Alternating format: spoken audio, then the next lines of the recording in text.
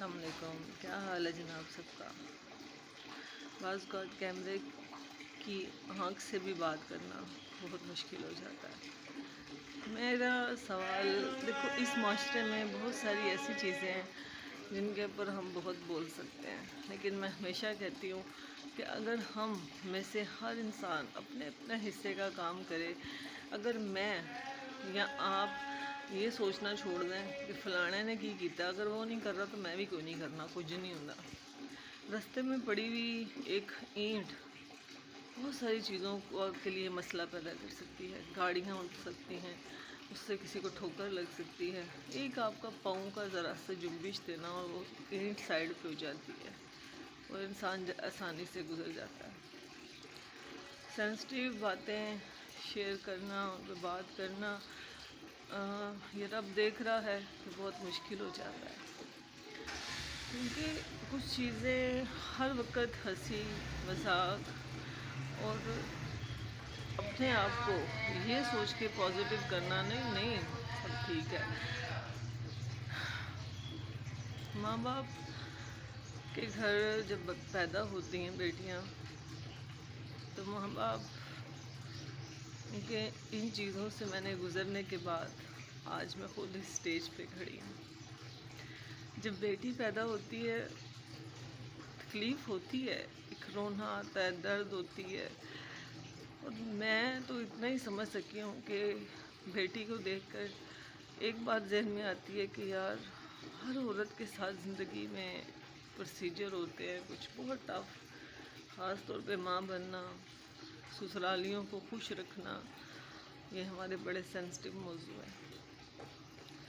क्या आप अपनी बेटी को इतनी दूर भेज देते हैं और उसके बाद उसके ऊपर कुछ शराइत भी रख देते हैं कि तुमने इतना अरसा नहीं आना, इतना अरसा आना है, बस 6 दिन से ज़्यादा रह नहीं सकते।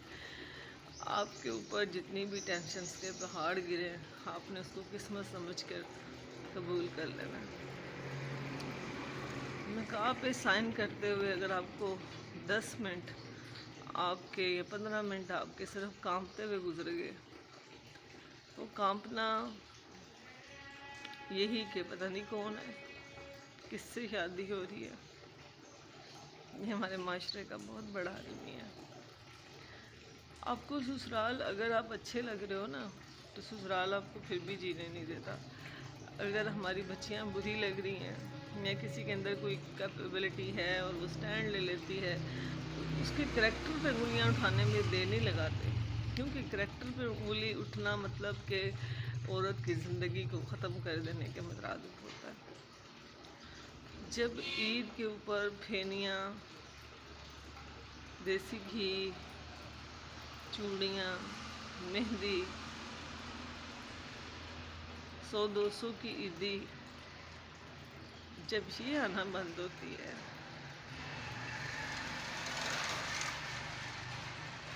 तब औरत मरना शुरू हो जाती हैं। बेटियाँ जब खून से दिल करता है कि ये काम मैं करके देखूं, कि जब आप आखिरी दफ़ा अपनी अम्मी का नंबर डिलीट करते हो, क्योंकि आपको पता है कि ये नंबर मैं देख देख के मर रही हूँ, और इसको डिलीट करने के बाद कभी भी ये नंबर मेरे सामने नहीं आएगा, क्योंकि वह नंबर वाले ही नहीं रहे।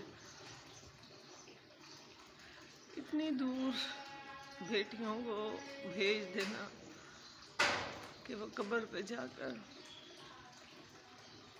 वो सुकून भी ना ले सके।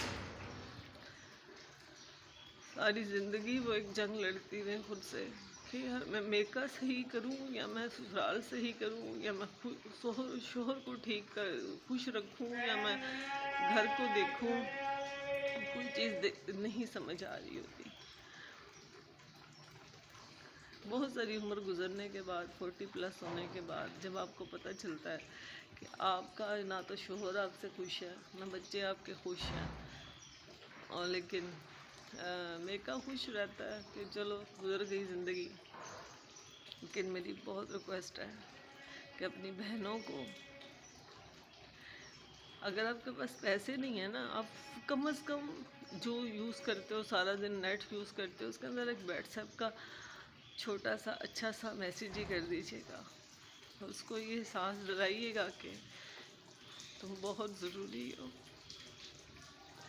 तुम्हारे बगैर अब इस घर में कोई नहीं हंसता, तुम्हारी कुर्बानियों ने राहेगा नहीं गुजरी, तुम्हारी मेहनत ज़ाया नहीं गई, तुम्हारे लगाए हुए पौधे आज सर उठा गए। वो आंगन जिसमें दिल करता था भतीजे भी हों, माँ हो, बाप हो, ये दो चीज़ें तो चली गई हैं, लेकिन भतीजे खुश होते हैं, खेलते हैं, अल्लाह उनको ज़िंदगियाँ दे। ये एक खुशी की लहर जो अंदर आती है, ये भी बहुत है कि अल्लाह ताला मेरे बहन भाइयों का ऐसा या हर औरत की होती है। लेकिन मेरी बड़ी रिक्वेस्ट है कि बहनों को अकेला ना छोड़ा करें। ऐसी ऐसी बीमारियां लगने के बाद इंसान खड़ा नहीं हो पाता। और जिनके पास माँ बाप हैं, प्लीज़ रिक्वेस्ट है उनकी कदर करें।